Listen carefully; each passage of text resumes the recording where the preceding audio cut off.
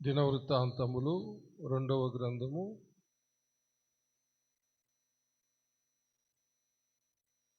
20వ అధ్యాయం.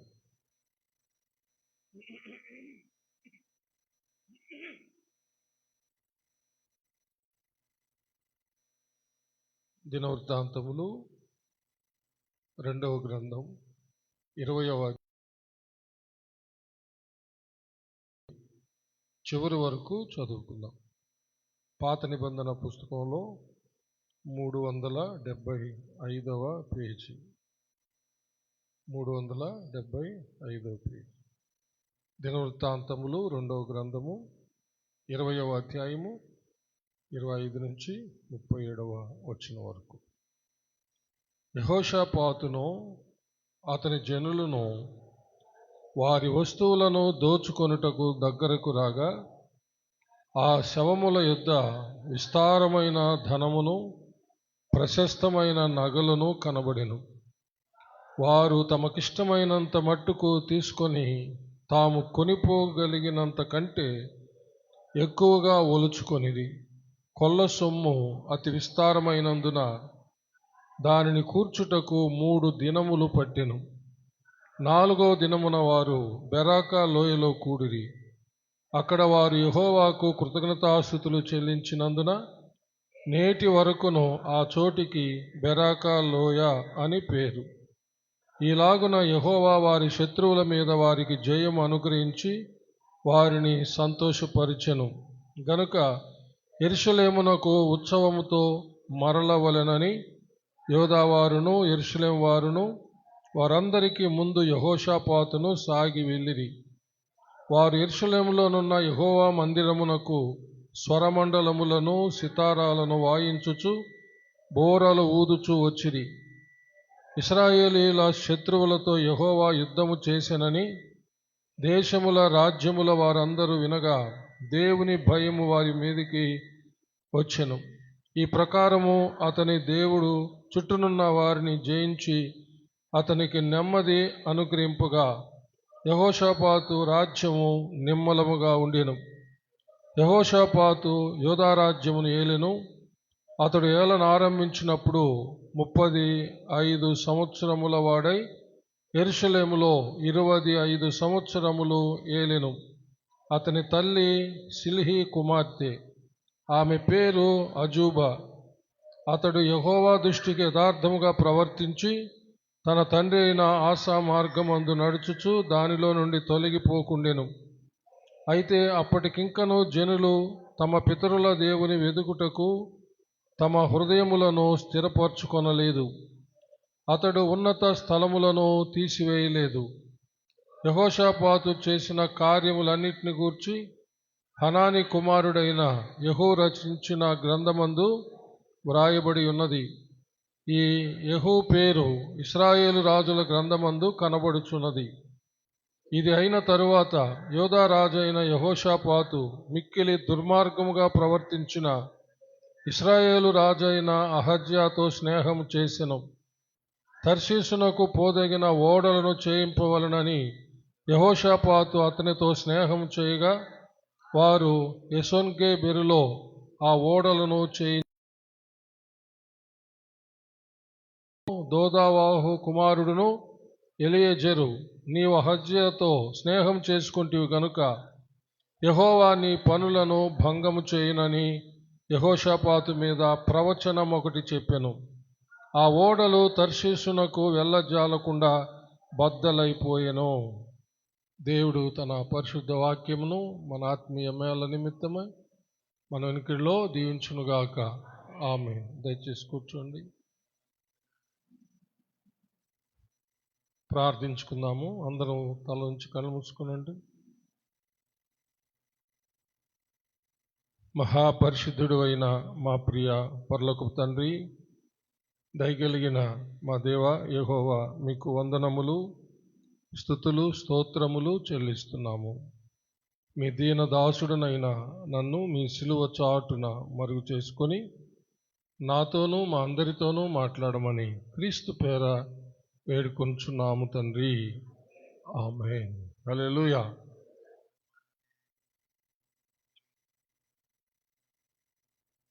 చదివిన వాక్య భాగము మనము ఇంతకుముందు ధ్యానించినటువంటి వాక్య భాగానికి సంబంధించినటువంటిది. మనము యెహోషాపాతు రాజు యొక్క జీవితంలో జరిగినటువంటి దేవుని యొక్క మహా గొప్ప కార్యాన్ని ఇంతకుముందు మనము ధ్యానించి ఉన్నాం. హల్లెలూయా. తన శక్తికి మించిన శత్రు రాజుల సైన్యం యుద్ధానికి వచ్చినప్పుడు యెహోషాపాతు రాజు యెహోవా వలన సహాయం కోరి అందరినీ ఉపవాసం ఉండి దేవుని యొక్క సన్నిధికి రమ్మన్నాడు. అందరూ స్త్రీలు, పురుషులు, యవ్వనులు, పిల్లలు, స్తన్యపానం చేసేటటువంటి పసిబిడ్డలు అందరూ యెహోవా సన్నిధిని వచ్చి నిలబడ్డారు. ఉపవాసంతో పెద్దలందరూ ఉపవాసం ఉన్నారు, యవనస్తులు కూడా ఉపవాసం ఉన్నారు. ఇంకా పిల్లలంటే వాళ్ళకు ఉపవాసం పెట్టలేం కదా. అందరూ ఒకవేళ ఎవరైనా పిల్లలకు కూడా ఏదైనా వాళ్ళు ఉపవాసం పెట్టారేమో మనకు తెలియదు, కానీ అందరూ దేవుని యొక్క సన్నిధికి వచ్చారు యెహోవా వలనే సహాయమును కోరి. వారందరి పక్షంగా యెహోషాపాతు రాజు దేవునికి ప్రార్థన చేస్తాడు. ప్రభువా, మా శక్తికి మించిన ఈ సైన్యమును మేము జయించుటకు మాకు శక్తి చాలదు, మాకు దిక్కు దోచటం లేదు, నీవే మాకు దిక్కు అని ప్రార్థించినప్పుడు కత్తి దుయ్యకుండా దేవుడు వారి పక్షాన్ని యుద్ధం చేసి వారికి ఘనమైన. యెహోషాపాతు రాజు యెహోవాను నమ్ముకోండి, ఆయన ప్రవక్తలను నమ్ముకోండి, అప్పుడు మీరు జయం పొందుతాడని చెప్పాడు. పాటలు పాడే బృందాన్ని ముందు పెట్టాడు. సైన్యానికి ముందేం పెట్టాడు? పాటలు పాడే బృందాన్ని పెట్టాడు. వాళ్ళు దేవుణ్ణి స్తుతిస్తూ ఉండగానే దేవుడు పెట్టినటువంటి మాటుగాండ్లు ఆ శత్రు సైన్యం అంతటినీ చంపేశారు, ఒక్కడిని కూడా మిగలకుండా. ఆ తర్వాత ఈ మాటుగాండ్లు కూడా ఒకరినొకరు పొడుచుకొని చనిపోయారు. వీళ్ళు పోయి చూచేటప్పటికే అంత శవాలే, ఒక్కడు కూడా సజీవుడుగా లేడు. ఇంకా రాజు, సైనికులు, ప్రజలందరూ చూసి విస్తారమైన ధనము, శ్రేష్టమైన నగలు వాళ్ళ మీద ఉన్నాయన్నమాట, ఆ చచ్చిపోయిన వాళ్ళందరి మీద. దాన్ని కొల్ల సొమ్ము అంటారు. అంటే ఒక రాజు జయం పొందితే ఓడిపోయిన వాళ్ళు, లేక చచ్చిపోయిన వాళ్ళు, పరిగెత్తి పారిపోయిన వాళ్ళు వదిలిపెట్టినటువంటి వాళ్ళ గుడారాల్లో ఉన్నటువంటి ఆ సొమ్ము, నగలు, వాళ్ళు ఏమేమి తెచ్చి అక్కడ పెట్టుకున్నారో అవన్నీ వీళ్ళు తెచ్చుకుంటారనమాట. దాన్ని కొల్ల సొమ్ము, దోపుడు సొమ్ము అని పేరు దానికి. హల్లెలూయా. అంటే దొంగలించిన సొమ్ము కాదు, ఓడిపోయిన వారి దగ్గర దొరికేటటువంటి సొమ్ము అనమాట. కొల్ల సొమ్ము లేక దోపుడు సొమ్ము అంటారు. అది చాలా విస్తారమైన ధనం అన్నమాట. శ్రేష్టమైన నగలు, ఒక్కొక్కడు మోసుకొని పోగలిగిన దానికంటే ఎక్కువ ఒలుచుకున్నారంట. ఒక్కొక్కడు మోసుకొని పోగలిగిన దానికంటే ఎక్కువగా ఒలుచుకున్నారు, అయినా మిగిలిపోయిందంట. వాళ్ళు ఒక్కరోజు కాదు 3 రోజులు వాటిని ఒలుచుకున్నారు. ఎన్ని రోజులు? 3. విస్తారమైనటువంటి ధనము, శ్రేష్టమైన నగలు 3 రోజులు వాళ్ళు అక్కడ ఒలుచుకున్నారు వాళ్ళ మీద. అంత విస్తారమైనటువంటి ధనము, నగలు దేవుడు వారికి ఇప్పించాడు అన్నమాట. వాళ్ళందరూ చాలా సంతోషపడిపోయారు దేవుడు ఇచ్చినటువంటి జయాన్ని బట్టి. వాళ్ళందరూ దాన్ని తీసుకొని బెరాకా లోయ దగ్గరికి వచ్చారు. మనం 25వ వచనం నుంచి చదివాం కదా. యెహోషాపాతును అతని జనులను వారి వస్తువులను దోచుకొనుటకు దగ్గరికి రాగా ఆ శవముల యొద్ద విస్తారమైన ధనమును ప్రశస్తమైన నగలును కనబడెను. వారు తమకిష్టమైనంత మట్టుకు తీసుకొని తాము కొనిపోగలిగినంత కంటే ఎక్కువగా ఒల్చుకొనిది. కొల్ల సొమ్ము అతి విస్తారమైనందున దానిని కూర్చుటకు 3 దినములు పట్టెను. 4వ దినమున వారు బెరాకా లోయలో కూడిరి. అక్కడ వారు యెహోవాకు కృతజ్ఞతాస్తుతులు చెల్లించినందున నేటి వరకును ఆ చోటికి బెరాకా లోయ అని పేరు. బెరాకా అంటే కింద ఫుట్నోట్లో స్తుతి ఆశీర్వాదం అని ఉంది. వాళ్ళు దేవునికి కృతజ్ఞతాస్తుతులు చెల్లించారు.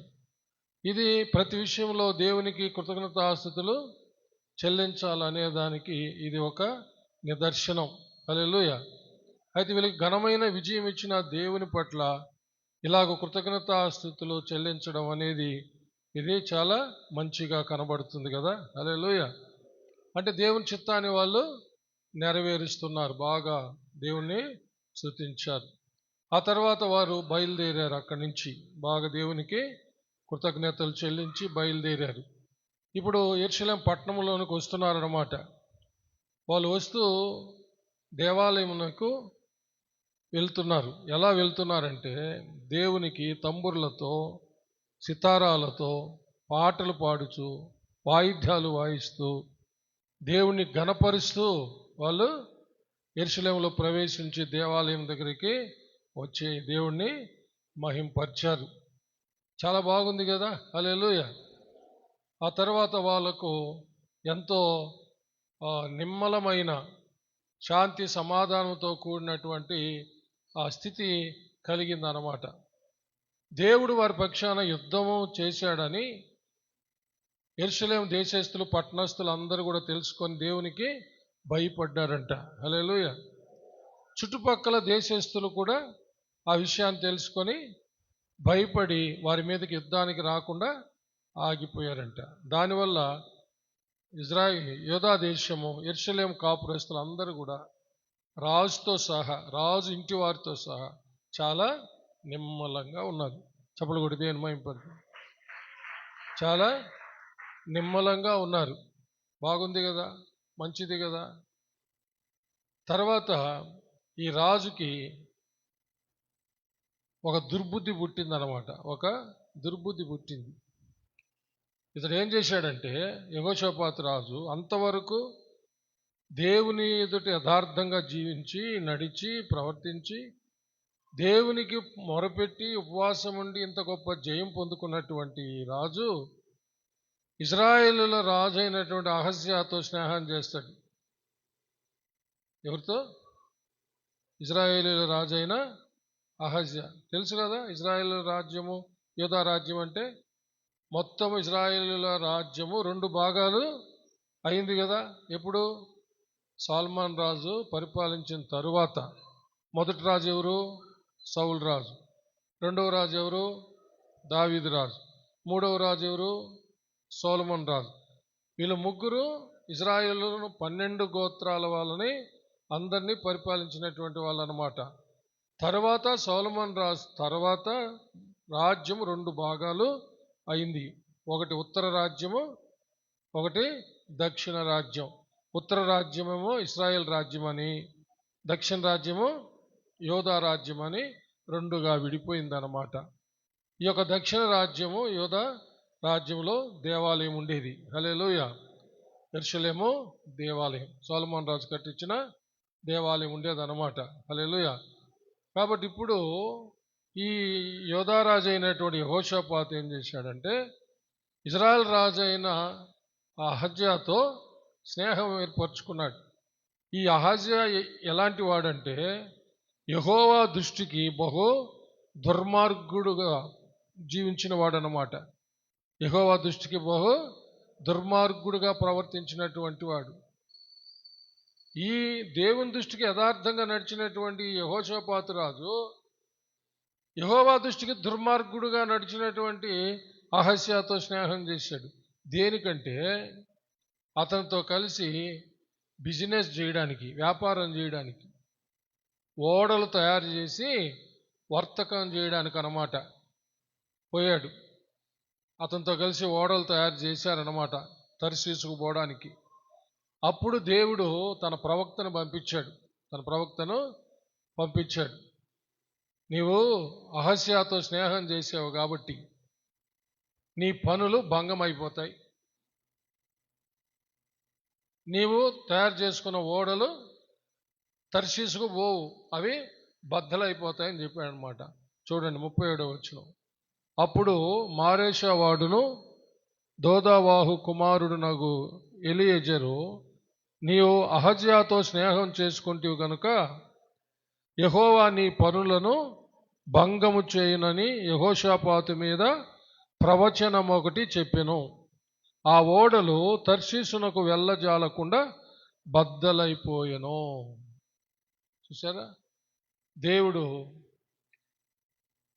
ప్రవక్తను పంపించి సెలవిచ్చిన ప్రకారము అది జరిగిపోయింది. ఆ తర్వాత చరిత్ర క్లుప్తంగా మనకు రాయబడింది ఏంటంటే 21వ అధ్యాయంలో యెహోషాపాతు తన పితరులతో కూడా నిద్రించి తన పితరుల చెంతను దావీదు పురమందు పాతిపెట్టబడ్డాడని రాయబడింది. తర్వాత ఓడలు బద్దలైన తర్వాత ఆయన ఎలా జీవించాడు అనేది మనకు అంత స్పష్టంగా రాయబడలేదు. అది ఇజ్రాయేలు రాజుల గ్రంథమందు రాయబడిందంట. సరే, మనకు కావలసినవి ఇందులో నుంచి నేర్చుకోవాలి ఇప్పుడు. హల్లెలూయా.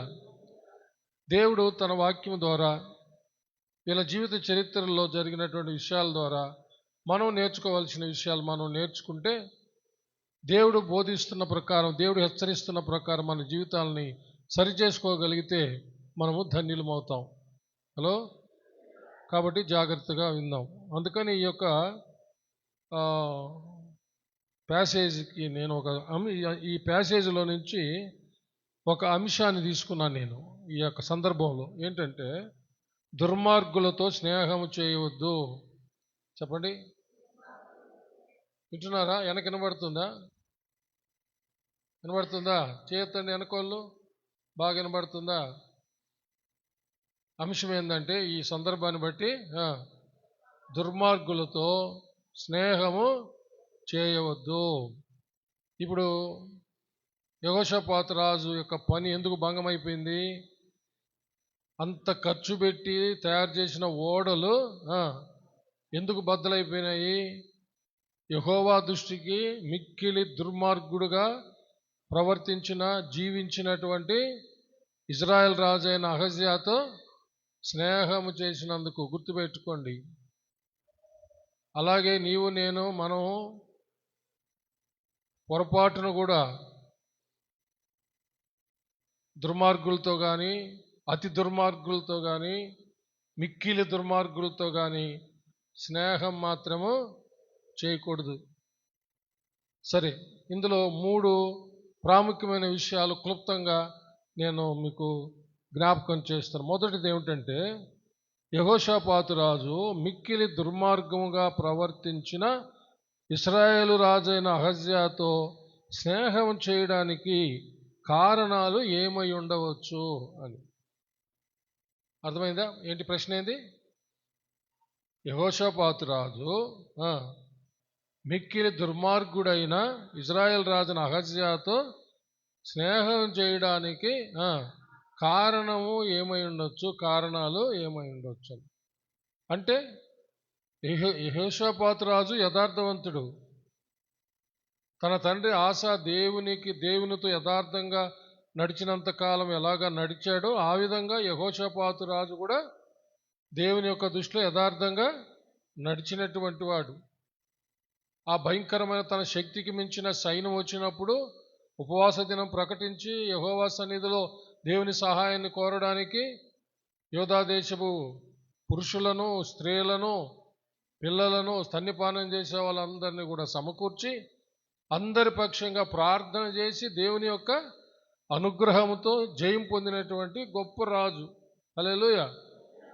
అలాంటి ఈ రాజు ఈ యొక్క మిక్కిలి దుర్మార్గుడైనటువంటి యొక్క ఇజ్రాయెల్ రాజుతో స్నేహం చేయడానికి కారణాలు ఏమై ఉండొచ్చు అని మనం ఆలోచన చేస్తే మనకు అర్థమయ్యేది ఏంటంటే, అసంతృప్తి. చెప్పండి, ఏంటి? అసంతృప్తి అంటే తృప్తి లేకపోవడం, సంతృప్తి లేకపోవడం అన్నమాట, అసంతృప్తి. ఇప్పుడు ఈ మిక్కిలి దుర్మార్గుడైన అహజ్యాతో స్నేహం చేసి ఇప్పుడు బిజినెస్ చేసి వ్యాపారం చేసి ధనవంతుడైపోవాలి. ఇంకా దేవుడు ఏం చేశాడు? విస్తారమైన ధనం ఇచ్చాడు కదా. హలో, మనం చదివాం ఇప్పుడు. ఎంత విస్తారమైన ధనం, శ్రేష్టమైన నగలు. 3 రోజులు పోగు చేసుకున్నారంట. ఎన్ని రోజులు అయినా మిగిలిపోయింది. అంత ఇస్తే ఇప్పుడు దేవుడిచ్చిన దాంతో సంతృప్తి చెందకుండా, ఆ దేవుడిచ్చినటువంటి సొమ్మంతా తీసుకొని పోయి ఈ ఓడలు తయారు చేసి మిక్కిలి ధనవంతుడైపోవాలనుకున్నాడు అన్నమాట. ఎవరి ఆలోచన లేకుండా, దేవుని ఆలోచన లేకుండా, దేవుని చిత్తం కాకుండా, ఒకవేళ ఆలోచన వచ్చిందనుకో దేవుణ్ణి ఆశ్రయించకుండా, దేవుని ఆలోచన అడగకుండా ఇతడు సొంత నిర్ణయం తీసుకొని, అందులోని ఎవరితో స్నేహము? యెహోవా దృష్టికి మిక్కిలి దుర్మార్గుడిగా ప్రవర్తించిన ఇజ్రాయెల్ రాజున అహజ్యాతో స్నేహం. చూసారా?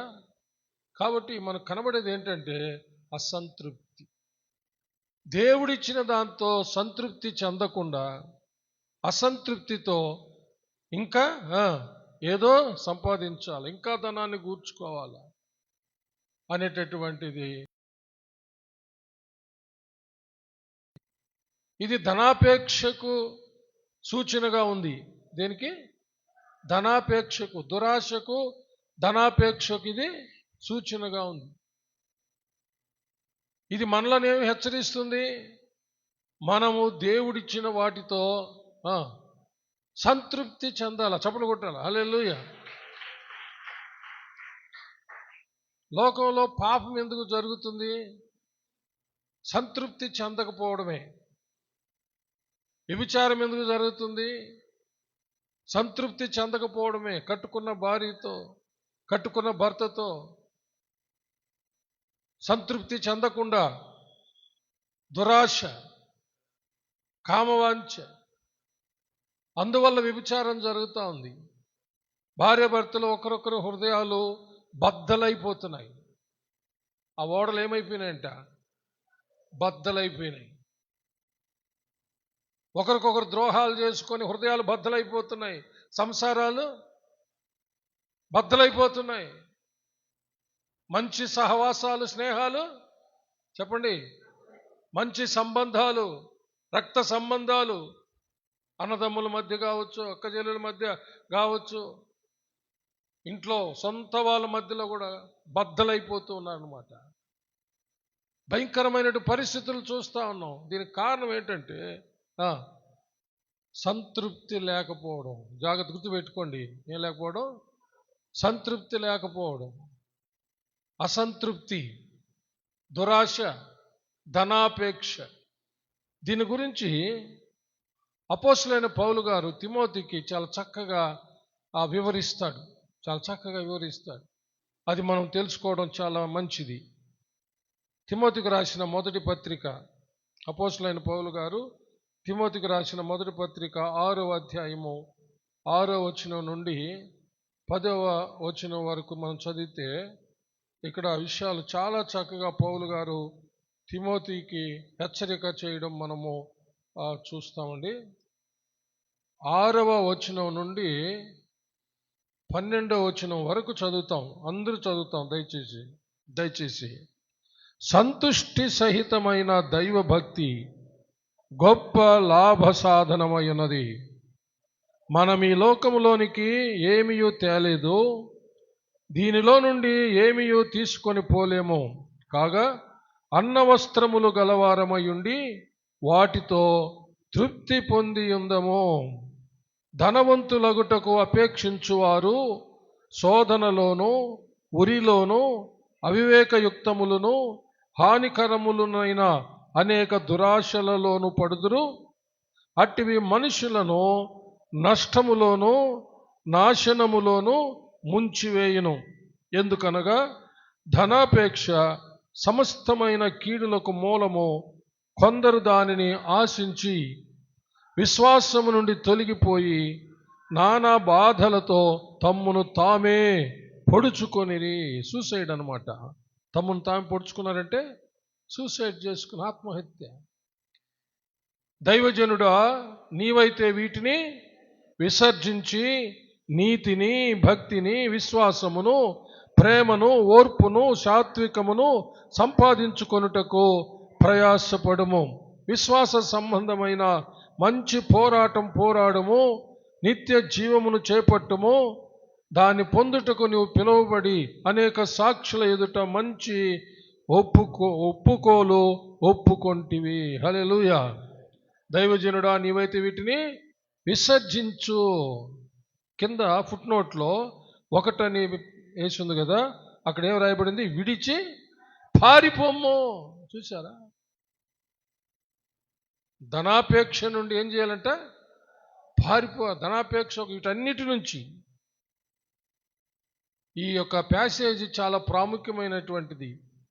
ఎంతోమంది ఎందుకు నష్టాల్లో మునిగిపోతున్నారు, ఎంతోమంది ఎందుకు తమ్మును తాము పొడుచుకొని నానా విధాల ఆత్మహత్యలు చేసుకొని చనిపోతున్నారంటే సంతుష్టి సహితమైన దైవ భక్తి లేకపోవడం, సంతృప్తి చెందకపోవడమే. సంతుష్టి సహితమైన దైవ భక్తి లేకపోవడమేనండి. ఇంకా అనుభవించాలా, ఇంకా అనుభవించాలా, ఇంకా పాపం చేయాలా, ఇంకా పాపం చేయాలా, ఇంకా సంపాదించాలా, ఇంకా సంపాదించాలా, ఇంకా అప్పులు తేవాలా, ఇంకా అప్పులు తేవాలా, ఇంకా అప్పులు తేవాలా. ఏంటంటే సంతృప్తి లేదు. సంతుష్టి సహితమైన దైవభక్తి లేదు. అయితే సంతృప్తికరమైన దైవభక్తి కలిగిన వాళ్ళమైతే అది వారికి గొప్ప లాభ సాధనం అంట. చప్పలు కొట్టి దేని మహింపంట. గొప్ప లాభ సాధనం అది. సంతుష్టి సహితమైన దైవభక్తి గొప్ప లాభ సాధనం. అది ఒక సాధనం. లాభం పొందడానికి అది ఒక సాధనం. ఏంటది? సంతృప్తి సహితమైన దైవ భక్తి అనేది ఒక సాధనము. బాగా అర్థం చేసుకోవాలి. ఏది సాధనం? సంతుష్టి సహితమైన దైవ భక్తి లాభం పొందడానికి ఒక సాధనము. చప్పలు కొట్టి దేవుడిని మహింపడతాం. హల్లెలూయా. చిన్న లాభం కాదంట. ఏముంది అక్కడ? చదవండి. గొప్ప లాభం పొందడానికి అది ఒక సాధనం. దాన్ని విడిచిపెట్టి దురాశ, ధనాపేక్ష, ధనవంతులైపోవాలని, దానివల్ల ఏం జరుగుతుంది చూడండి. మనం ఈ లోకంలోనికి ఏమీ తేలేదు, దీనిలో నుండి ఏమీ తీసుకొని పోలేము. ఈ లోకంలో పుట్టినప్పుడు ఏం తేలా, ఈ లోకంలో చనిపోయినప్పుడు ఏం కూడా తీసుకొని పోమని జ్ఞాపకం చేస్తున్నాడు. ఎట్ట పుట్టామో అట్టే నేలకి కలిపేస్తారు, అంతే. ఏమి తేలేదు, ఏమి తీసుకొని పోము అంటున్నాడు. దీనిలో నుండి ఏమీ తీసుకొని పోలేము కాబట్టి అన్నము వస్త్రములు గలవారమై ఉండి వాటితో తృప్తి పొంది ఉందము. హల్లెలూయా. నివాసాన్ని గురించి కూడా చెప్పలేదు పౌలు గారు ఇక్కడ. దేని గురించి? మామూలుగా సాధారణంగా ఏమంటారంటే, సహజంగా మనుషులు తినడానికి తిండి, కట్టుకోవడానికి బట్ట, ఉండడానికి ఒక ఇల్లు, వాకిలి, పని చేసుకోవడానికి ఏదో ఒక పని ఉంటే చాలు అని ఆలోచిస్తారనమాట. కానీ ఇక్కడ పౌలు గారు ఏమంటున్నారంటే, ఇంటి సంగతి పక్కన పెట్టాడు. అట్టని ఇల్లు వాకిలి లేకుండా ఉండమని కాదు. దాని అర్థం చెప్తాను, జాగ్రత్తగానండి. అన్నము, నీళ్ళు, వస్త్రాలు, ఇల్లు సంగతి మాట్లాడడంలే. అంటే ఇల్లు వద్దని దరిద్రులుగా ఉండమని కాదు, పరలోక నివాసం ఉందని చెప్తున్నాడు అనమాట. హల్లెలూయా. ఆయన భావం ఏమిటంటే, మన నివాసము ఈ భూమి మీద తాత్కాలికమైనది. శాశ్వతమైన నివాసాలు మనకు పరలోకంలో ఉన్నాయి, దాని మీద దృష్టి పెట్టండి అన్న భావము ఆయనది. హల్లెలూయా. అందుకని అన్న వస్త్రములు కలిగి సంతృప్తి కలిగి ఉండండి అంటున్నాడు అనమాట. ఇది దీని అర్థం. తర్వాత ఇంకేమంటున్నాడు? ధనవంతులగుటకు అపేక్షించువారు శోధనలోను ఉరిలోను అవివేకయుక్తములను హానికరములను అయిన అనేక దురాశలలోనూ పడుదురు.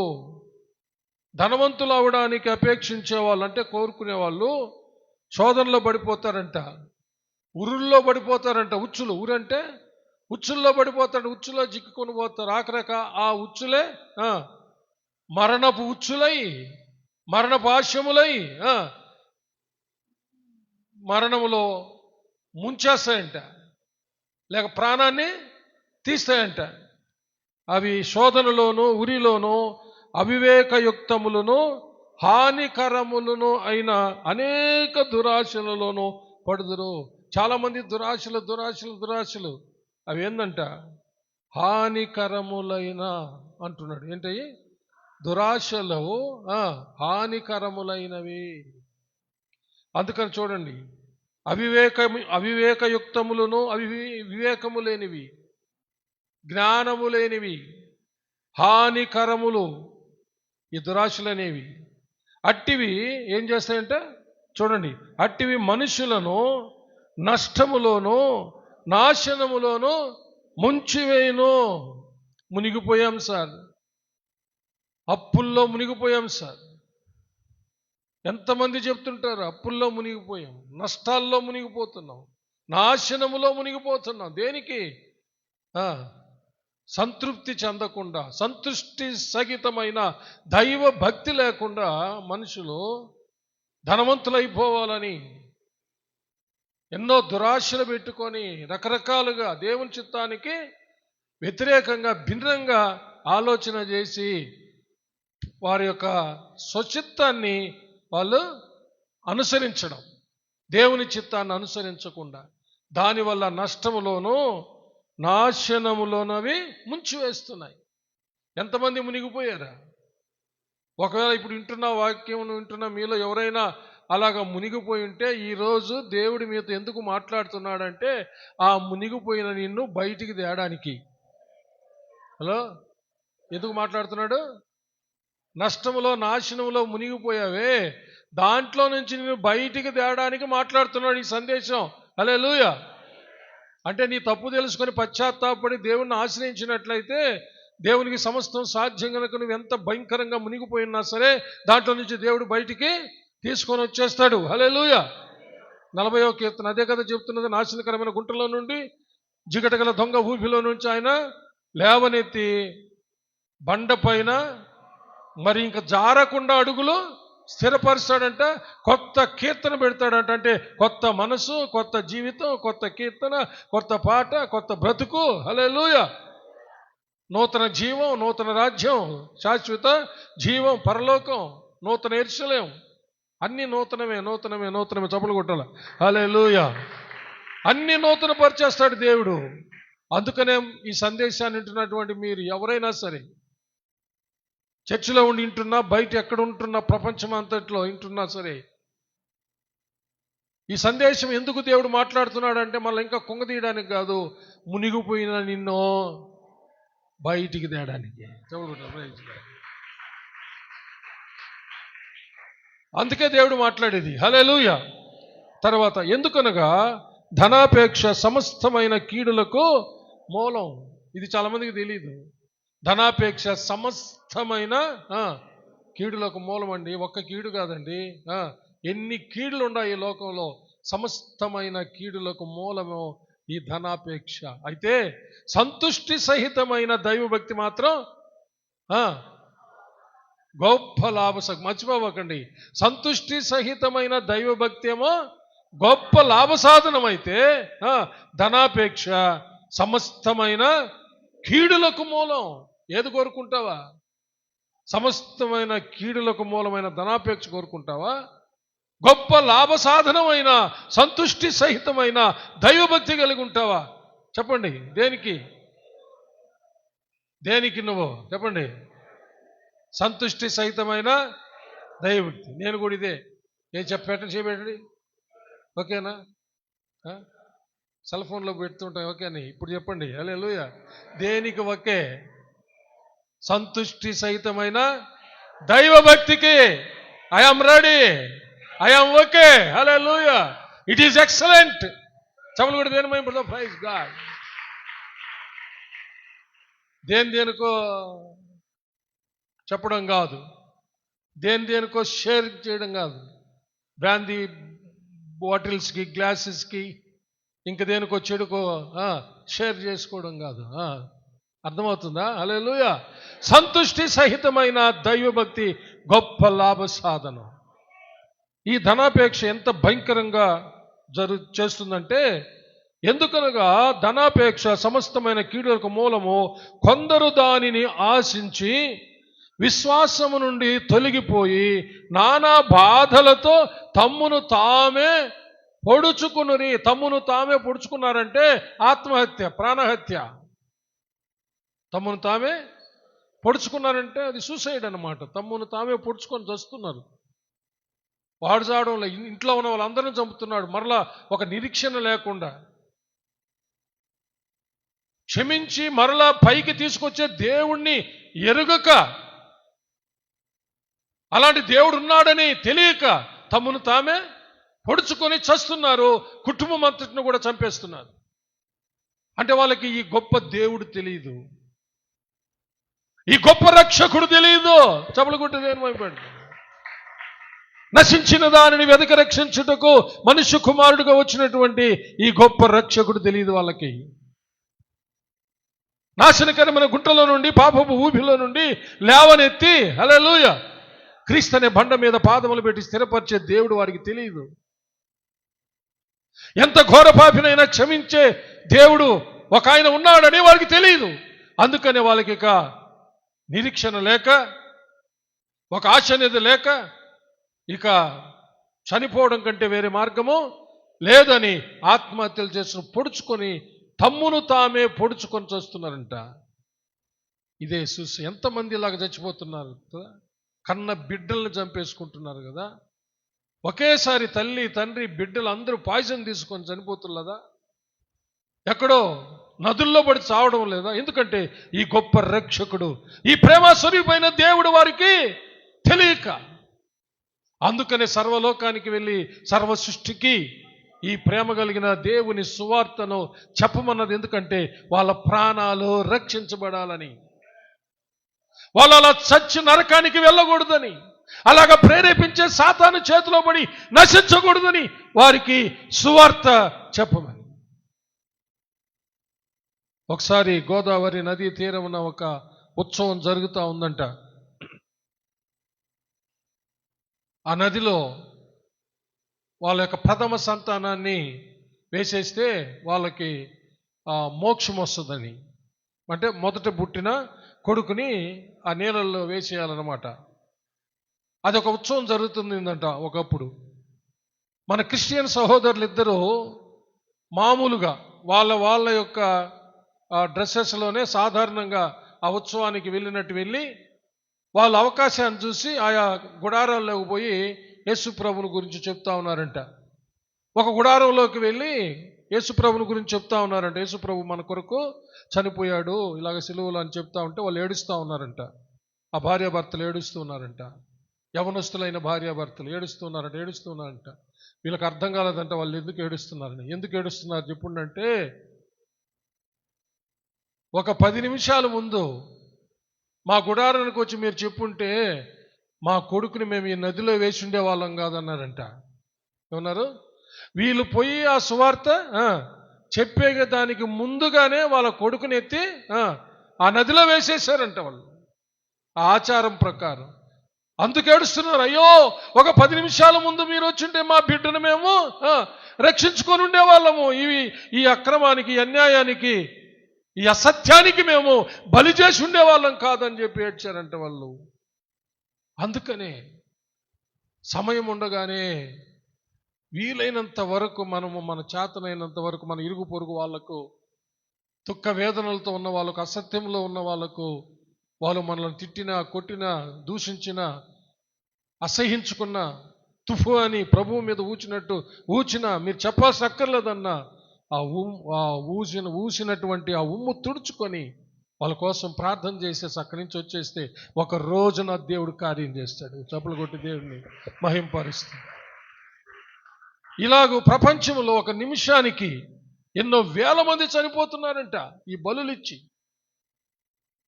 భయంకరంగా సువార్త అందక మనకు దేవుడు సువార్తను వినిపించాడు, రక్షించబడ్డాం. ఒకవేళ ఇంకా మనం కన్నులు తెరవబడకపోతే, ఇంకా ఈ ధనాపేక్ష ముసుగులో ఉంటే, ఈ రాత్రి అయినా సరే దేవా నన్ను క్షమించు అనంటే దేవుడు క్షమించి ఆ ఊబిలో నుంచి బయటికి తీసుకొని వస్తాడు. చప్పలు కొట్టి దేవుని మహింపడుతాడు. దేవుడు ఎంతో ప్రేమగల దేవుడు. ఆయన త్రోసివేయుడు. ఎంత ఘోర పాపినైనా సరే ఆయన క్షమిస్తాడు. అయితే మారు మనసు పొందాలా, చేసిన తప్పులను పశ్చాత్తాపంతో అంటే కన్నీటితో ఒప్పుకోవాలి. ఆయన పాదాలు పట్టుకొని పెనుగులాడాల. ఉపవాస దినాల్లో ఉపవాసం ఉండి ప్రార్థించాల. అందుకనే యోవేలు గ్రంథంలో 2వ అధ్యాయం 12వ వచనంలో ఏమని రాయబడిందంటే, ఇప్పుడైనను, ఒకసారి చదువుతాం. యోవేలు గ్రంథం 2వ అధ్యాయం 12వ వచనంలో, ఇప్పుడైనను మీరు ఉపవాసం ఉండి, ఇప్పుడైనను మీరు ఉపవాసం ఉండి కన్నీరు విడుచుచు దుఃఖించుచు మనఃపూర్వకంగా తిరిగి నా యొద్దకు రండి. హల్లెలూయా. ఇప్పుడైనను అంతా పోగొట్టుకున్నావా? పర్వాలే, ఇప్పుడైనా సరే నువ్వు మనసు మార్చుకొని ఉపవాసం ఉండి దుఃఖించొచ్చు మనఃపూర్వకంగా తిరిగి దేవుని యొద్దకు వస్తే, హల్లెలూయా. ఆయన ఎవరంటే ఇదే యెహోవా వాక్కు, మీ దేవుడైన యెహోవా కరుణ వాత్సల్యములు గలవాడును శాంతమూర్తియు అత్యంత కృపగలవాడునై ఉండి తాను ఉద్దేశించిన కీడు చేయక పశ్చాత్తాపబడును గనుక మీ వస్త్రములను కాక మీ హృదయములను చింపుకొని ఆయన తట్టు తిరుగుడి. హల్లెలూయా. హృదయాలు చింపుకొని చేసిన తప్పులకు పాపాలకు పశ్చాత్తాపంతో ఏడుస్తూ ఒప్పుకుంటే ఆ కరుణ గల దేవుడు, హల్లెలూయా, కరుణా వాత్సల్యములు గల దేవుడు, శాంతమూర్తి అయిన దేవుడు, అత్యంత కృపగల దేవుడు, క్షమించుటకు సిద్ధ మనసు గల దేవుడు క్షమించి నిన్ను అప్పటి నుంచి ఆశీర్వదించడం మొదలు పెడతాడు. చప్పలు కొట్టుతాను. బైబిల్లో ఉంది ఈ ప్రవచనం, ఇది మొదలుకొని యెహోవా మిమ్మును ఆశీర్వదించును. ఎవరికి ఇప్పుడైనా సరే మనసు మార్చుకొని వారు చేసిన తప్పుల గురించి పశ్చాత్తాపడి ఉపవాసం ఉండి కన్నీరు విడుస్తూ దుఃఖం హృదయపూర్వకంగా దేవుని వైపు తిరిగితే, ఆయన పాదాలు పట్టుకొని ప్రార్థిస్తే ఆ కరుణగల దేవుడు క్షమించి పరిశుభ్రంగా కడిగివేసి ఇక అతనిని ఆశీర్వదించడం, లేక ఆమెను ఆశీర్వదించడం, లేక ఆ కుటుంబాన్ని ఆశీర్వదించడం ప్రారంభిస్తాడు. చప్పలు కొట్టి దేవుని మహింపరుస్తాం. హల్లెలూయా. దేవుడు ఆశీర్వదించాడంటే ఎలా ఉంటుంది? ఇస్సాకును దేవుడు ఆశీర్వదించాడంట, అతడు మిక్కిలి గొప్పవాడైపోయాడు అంతే. హల్లెలూయా. గట్టిగా చప్పలు కొట్టాలా? నా మాటలు కాదు, ఆదికాండం 26వ అధ్యాయంలో ఉన్న మాట. హల్లెలూయా. ఇస్సాకును యెహోవా ఆశీర్వదించాడంట, మిక్కిలి గొప్పవాడైపోయాడు. హల్లెలూయా. ఇంకా దేవుడు అతనిని క్రమముగా వర్ధిల్ల చేస్తే మిక్కిలి శ్రీమంతుడైపోయాడు. హల్లెలూయా. గొడ్డులు, గేదెలు, గాడిదలు, ఆస్తిపాస్తి విస్తారంగా పెరిగిపోయినాయన్నమాట. రాజుకు కూడా లేదంట అంత ఆస్తి. అందుకని అబీమెలెకు రాజు సమాధాన పడడానికి వచ్చాడు. ఏంది? వాళ్ళ రాజ్యంలో ఇతడు పరవాసిగా ఉంటే, ఎవరి రాజ్యంలో? ఫిలిస్తీన్ల రాజ్యంలో పరవాసిగా ఉంటే ఫిలిస్తీన్ల రాజు అయిన అబీమెలెకు ఇస్సాకుతో సమాధాన పడడానికి వచ్చాడు. ఏంటిది? ఇది విచిత్రం. హలో, రాజేంది ఒక పరవాసిగా రేపో మా పక్క నుంచి వాళ్ళ దేశానికి వెళ్ళిపోయేవాడు వాడి దగ్గరికి వచ్చి సమాధాన పడు, మనం నిబంధన చేసుకుంటాము అని చెప్పడం ఏమిటి? దేవుడు ఏర్పరచుకున్నటువంటి ఆయన ప్రజలకు ఒక రాజు ఉన్నాడని వాళ్ళకి తెలిసింది. హల్లెలూయా. ఆయనే రాజులకు రాజు, ప్రభువులకు ప్రభు. అందుకని అబీమెలెకు రాజు వచ్చి ఏమంటాడో తెలుసా? మీ దేవుడు మీకు తోడై ఉండటం మేము చూశాం. చప్పలు కొట్టాలి. హల్లెలూయా. ఏం చెప్పాడు తెలుసా అబీమెలెకు రాజు? మీ దేవుడైన యెహోవా మీకు తోడుగా ఉండడం మేము చూశాం, అందుకనే వచ్చాం. హల్లెలూయా. నిన్ను బట్టి కాదు, నీ ఆస్తిని బట్టి కాదు, నిన్ను బట్టి కాదు, నీ అందాన్ని బట్టి కాదు, నిన్ను బట్టి కాదు, నీకున్న కులాన్ని బట్టి కాదు, నీ మతాన్ని బట్టి కాదు, లేక నీకున్న దేని బట్టి కాదు, నీకు తోడుగా ఉన్న దేవుణ్ణి బట్టి వచ్చాడంట. హల్లెలూయా. అబ్రహాము దగ్గర కూడా అలాగనే వచ్చాడు. చప్పలు కొట్టి దేవుని మహిమపడతాడు. దేవుడు నీకు తోడుగా ఉండడం చూసి వచ్చాను నీతో సమాధాన పడడానికి. ఎందుకంటే మేము నీతో సమాధానం పడకపోతే మీ రాజుతో మాకు ప్రమాదం అని గ్రహించారు. ఏ రాజుతో?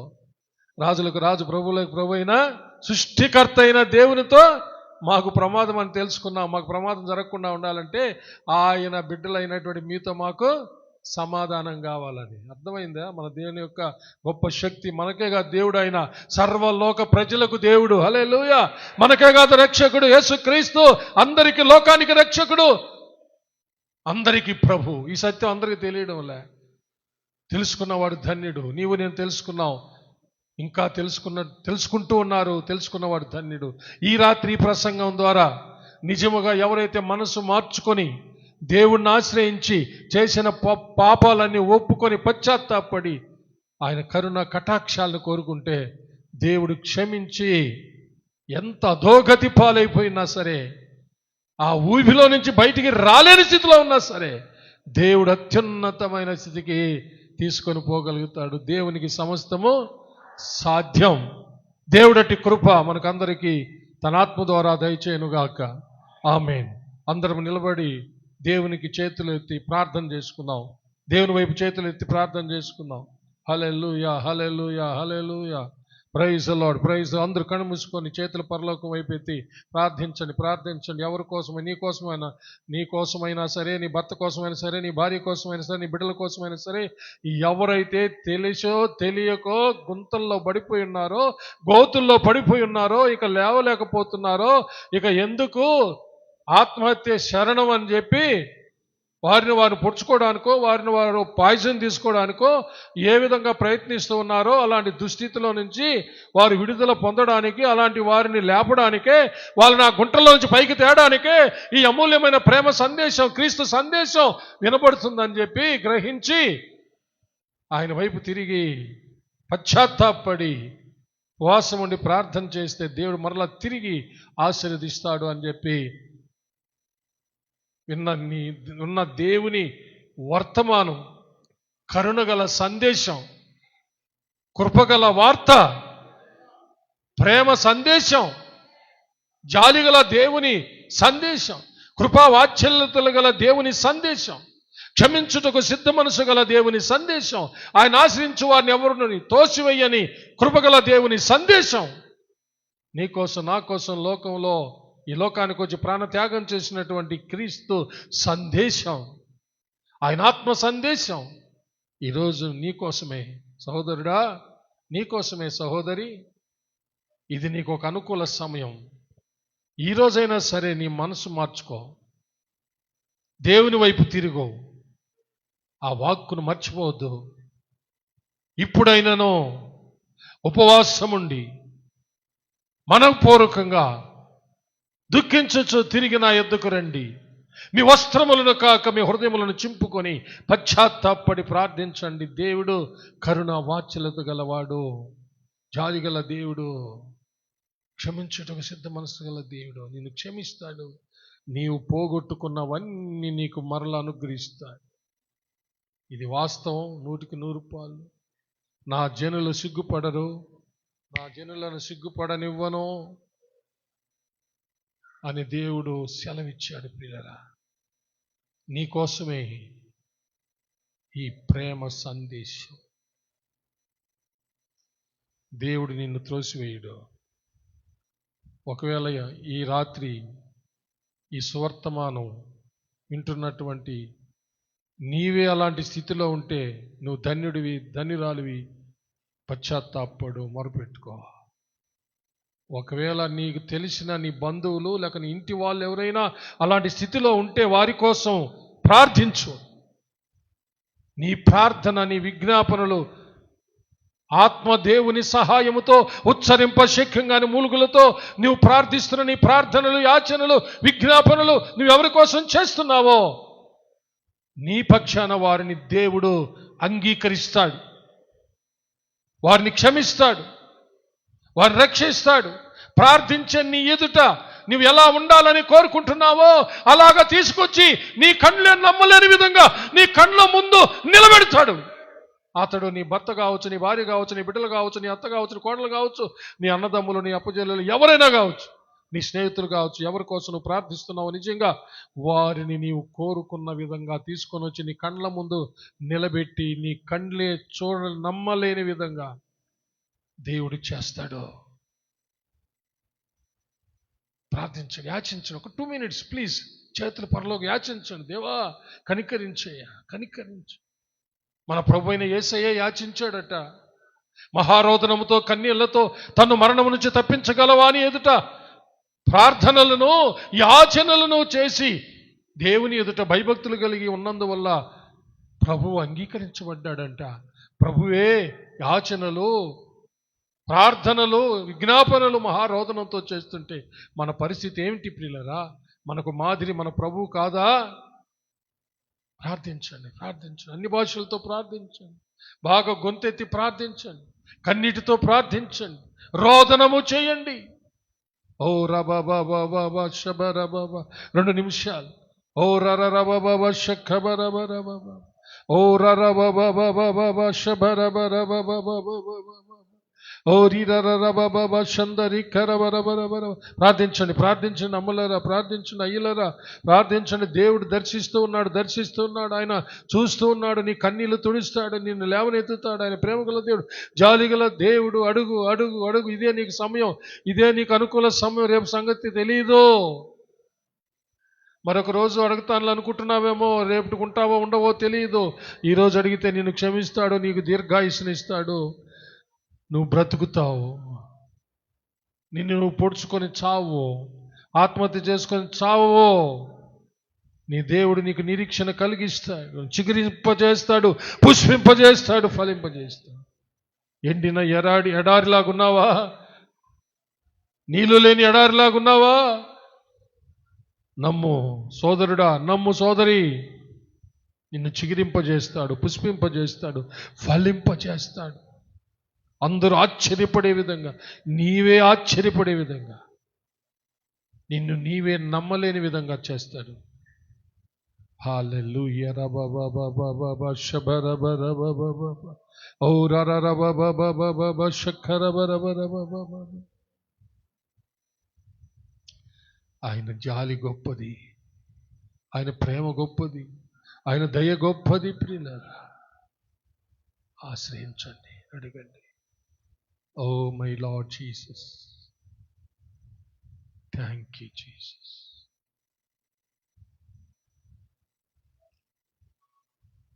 ప్రార్థన వినిడి పావనుడా, ప్రార్థన మాకు నేర్పుమయా, ప్రార్థన వినిడి పావనుడా, ప్రార్థన మాకు నేర్పుమయా, శ్రేష్టమైన భావము గూర్చి శిష్య బృందముకు నేర్పితివి, శ్రేష్టమైన భావము గూర్చి శిష్య బృందముకు నేర్పితివి, పరముడ నిన్ను ప్రణుతించెదను, పరలోక ప్రార్థన నేర్పుమయా, ప్రార్థన వినిడి పావనుడా, ప్రార్థన మాకు నేర్పుమయా. అమ్ములారా, అయ్యలారా, తమ్ముళ్ళారా, చెల్లెళ్ళారా, అక్కలారా, పెద్దలారా, పిల్లలారా, ప్రార్థన వినే పావనుడు, కన్నీళ్లు తుడిచే దేవుడు, పడిన గోతి నుంచి లేవనెత్తే దేవుడు, నిజముగా ప్రార్థించు వారికి సమీపంగా ఉంది. ప్రార్థన ఆలకించి ఉత్తరమిచ్చేది, పైనుండి సహాయం చేసేది. భూమి వైపు చూడొద్దు, మనుషుల వైపు చూడొద్దు, దేవుని వైపు చూడు. ప్రార్థిస్తూ ఉండండి. అందరి పక్షంగా సోదరుడు సుకుమార్ మనలను ప్రార్థనలో నడిపిస్తారు. అందరూ ప్రార్థన, ఎవరు కళ్ళు తెరవద్దు. పిల్లలు కలిగిన వాళ్ళు మాత్రం కళ్ళు తెరిచి మీ బిడ్డలను చూసుకుంటూ ప్రార్థనలు ఏకీవించండి. హల్లెలూయా రబబబబబబ ఓ రీరబబబబబబబ శబరబబ ఓ రీరబబబబబబబ సుందరివర ఓ రరబబ శక్కరబరబర. ప్రార్థన చేసుకుందాం. మహాపరిశుద్ధుడు అయిన మా ప్రియ పరలోక తండ్రి, కరుణా కటాక్షము కలిగిన మా దేవ యేసయ్య, మీకు వందనాలు, స్తుతులు, స్తోత్రములు చెల్లిస్తున్నాం. ఈ రాత్రినైనా ప్రభా కూడి వచ్చిన మమ్మల్ని అందరినీ ప్రభా మీరు ప్రేమించి ప్రభా నాయన మా అందరితో నాయన ప్రభా మీరు మాట్లాడినందుకై మీకు స్తోత్రము చెల్లిస్తున్నాం. ప్రభా మీకు వందనాలు నాయన. మేము నాయన ప్రభా దుష్ట స్నేహము మేము చేయకూడదని ప్రభా దానివల్ల కలిగే ప్రమాదాలు నాయన మీరు మాకు నాయన తెలియజేసినందుకై మీకు స్తోత్రాలు చెల్లిస్తున్నాం. ప్రభా మీకు వందనాలు నాయన. ప్రభా యెహోషాపాతు రాజును ప్రభా నాయన ప్రభా నాయన అనేక మంది శత్రువులు వచ్చినప్పుడు నాయన ఆ యొక్క యుద్ధంలో జయమిచ్చి నాయన ప్రభా విస్తారమైనటువంటి ప్రభా నాయన బంగారమును ప్రభా నగలను ప్రభా నాయన అతనికి నాయన ప్రభా తన ప్రజలందరికీ కూడా యుద్ధ ప్రజలకు నాయన మీరు నాయన ఇచ్చినప్పటికీ నాయన ప్రభా అతను ప్రభా నాయన మీ దృష్టికి నాయన దుర్మార్గంగా నడుచుకున్నటువంటి నాయన ఇశ్రాయేలు రాజుతో నాయన ప్రభా అతడు స్నేహం చేసి అతడి యొక్క ప్రయత్నంలో అతడు విఫలం పొందినట్లుగా నాయన మీ వాక్యం ద్వారా ప్రభా మీరు మాకు తెలియజేసినందుకై మీకు స్తోత్రములు చెల్లిస్తున్నాము దేవా. మీకు వందనాలు నాయన, మీకు స్తోత్రాలు. అలాగూ నాయన ప్రభా యెహోషాపాతు రాజు నడుచుకోవడానికి గల ఒక కారణాన్ని మీరు మాకు స్పష్టంగా తెలియజేశారు నాయన. ప్రభా అతడు నాయన మీరు ఇచ్చిన దానితో నాయన తృప్తి పడకపోవడమే, అతడు అసంతృప్తిని ప్రభా కలిగి ఉండడమే దానికి గల కారణమని ప్రభా మీరు తెలియజేశారు నాయన. ప్రభా నాయన అయితే నాయన మీరు మాతో నాయన మాట్లాడుతున్నారు. సంతుష్ట సహితమైన దైవభక్తి గొప్ప లాభ సాధనమై ఉన్నదని మీరు తెలియజేశారు నాయన. మీకు వందనాలు, స్తుతులు, స్తోత్రాలు నాయన. అట్టినైనా సంతుష్ట సహితమైన దైవ భక్తి కలిగిన వారమై ప్రభా గొప్ప లాభమును మేము ప్రభా పొందుకోవడానికి మాకు సహాయం దయచేయమని ప్రార్థన చేస్తున్నాం. ప్రభా ధనాపేక్షను విడిచిపెట్టిన వారమై ప్రభా ఆయన ధనాపేక్ష సమస్త కీడులకు మూలముగా ఉండగా ప్రభా దానిని ఆశించి ఎంతోమంది విశ్వాసం నుంచి తొలగిపోయి తమను తాము పొడుచుకొని ప్రభా నాయన విధమైన బాధలతో వాళ్ళని ఆయన ఉన్నట్లుగా మీరు తెలియజేశారు నాయన. అట్టి భయంకరమైనటువంటి ప్రభా ధనాపేక్షను ప్రభా మళ్ళీ తొలగించమని ప్రార్థన చేస్తున్నాం. ప్రభా మీకు వందనాలు నాయన. మీరు ఇచ్చిన దానితో ప్రభా నాయన అయ్యా ప్రభా అన్న వస్త్రము కలిగిన వారమై ప్రభా స్తోత్రం నాయన. మీరు ఇచ్చిన దానితో నాయన ప్రభా సంతృప్తి పొందుకోవడానికి మాకు సహాయం దయచేయమని ప్రార్థన చేస్తున్నాం. ప్రభా మీకు వందనాలు, స్తుతులు, స్తోత్రాలు చెల్లిస్తున్నాం. ప్రభా ఒకవేళ ఇప్పటికేనైనా ప్రభా ప్రభా ధనాపేక్ష కలిగిన వారమై ఇప్పటికేనైనా ప్రభా అనేక విషయాల్లో తృప్తి లేని వారమై మంచి భార్య ఉన్నప్పటికీ నాయన తృప్తి లేని వారమై వ్యభిచార పాపంలో పడిన వాళ్ళుగా ఎంతోమంది ఉంటుండగా నాయన ప్రభా ఇంకా అనేక విషయాల్లో తృప్తి లేని వారమై పాపంలో పడి ఉండుగా నాయన ఒకవేళ అలాంటి పరిస్థితుల్లో ఉన్నవారిని ప్రభా నాయన మీరు ప్రేమించి నాయన ఆ పరిస్థితుల నుంచి విడుదల చేయడానికి ప్రభా మీరు వర్తమానాన్ని మీరు తెలియజేసినందుకై మీకు స్తోత్రములు చెల్లిస్తున్నాం. ప్రభా మీకు వందనాలు. ఈ వర్తమానాన్ని విని ఇప్పుడైనాను సరే ప్రభా నాయన ప్రభా మీ వైపుకు తిరిగినప్పుడు నాయన కన్నీటితో మనఃపూర్వకంగా మీ వైపు తిరిగి వచ్చినప్పుడు ప్రభా స్తోత్రం నాయన. ప్రభా మీరు నాయన ప్రభా అత్యంత కృపగల దేవుడు నాయన, శాంతమూర్తివి నాయన, మీకు స్తోత్రాలు అయా. క్షమించుటకు సిద్ధమైన దేవుడు మీకు వందనాలు చెల్లిస్తున్నాం. ప్రభా మీరు క్షమించి నాయన పరిస్థితుల నుంచి నాయన మీరు విడుదల చేస్తానని ప్రభా మీరు నాయన మీరు వాగ్దానం చేస్తున్నందుకే మీకు స్తోత్రములు చెల్లిస్తున్నాం. ఎంతమంది నాయన ప్రభా సందేశం విని ప్రభా పశ్చాత్తాపడుతున్నారో నాయన ఆ యొక్క భయంకరమైన పరిస్థితుల్లో నుంచి ప్రభా వారిని సంపూర్ణంగా విడుదల చేసి నాయన ప్రభా నాయన ఊహించిన దానికంటే ప్రభా ఉన్నతమైన స్థాయిలోనికి ప్రభా స్తోత్రం నాయన వారిని మీరు నిలబెడుతున్న దేవుడు మీకు వందనాలు, స్తుతులు, స్తోత్రాలు చెల్లిస్తున్నాం ప్రభా. మా జీవితంలో ఎల్లప్పుడూ నాయన ఈ సంతుష్ట సహితమైన ప్రభా నాయన దైవభక్తి కలిగిన వారు మా జీవితంలో గొప్ప లాభము మేము పొందుకోవడానికి నైనా మీ కృప మాకు దయచేయమని ప్రార్థన చేస్తున్నాము. సహాయం చేయనైనా మీకు వందనాలు. దుష్ట స్నేహంలోనే ప్రభా విడిచిపెట్టి నైనా ప్రభా మీకు స్తోత్రాలు. ఎల్లప్పుడూ నైనా ప్రభా మీతోనైనా మేము స్నేహం కలిగిన వారమే ఉండడానికి మాకు కృప దయచేయమని ప్రభా, మీ మాటలను నాయన కలిగిన వారమే ఉండడానికి మీ కృప మాకు దయచేయమని సమస్తాన్ని మీ చేతులకు అప్పగించుకుంటూ అలాంటి జీవితాల్లో మేము నాయన జీవించి మేలు అనుభవించుటకు కృప దయచేయమని యేసయ్య పరిశుద్ధ నామములో ప్రార్థన చేసి స్తుతించి అడిగి వేడుకొనుచున్నాము పరమ తండ్రి. ఆమేన్. నా ప్రాణమా యెహోవాను సన్నుతించుము, నా అంతరంగముననున్న సమస్తమా ఆయన పరిశుద్ధ నామమును సన్నుతించుము. నా ప్రాణమా యెహోవాను సన్నుతించుము, ఆయన చేసిన ఉపకారములలో దేనిని మరువకుము. ఆమేన్. మన పరమ తండ్రి అయిన దేవుని ప్రేమ, కుమారుడైన యేసుక్రీస్తు ప్రభుల వారి యొక్క కృప, పరిశుద్ధాత్మ దేవుని అన్యోన్య సహవాసము, సన్నిధి, కాపుదల, భద్రత, నడిపింపు ఇప్పుడు ఎల్లప్పుడూ సదాకాలము మీకందరికును మీ బిడ్డలకు మీ బిడ్డల బిడ్డలకు మీరు కలిగి ఉన్న సమస్తానికి తోడై దీవించి ఆశీర్వదించి కాచి కాపాడునుగాక. Amen, amen, amen. May god bless you all. Yesayya నామములో అందరికీ వందనాలు. ఒకరొకరు సమాధానం తెలుపుకొని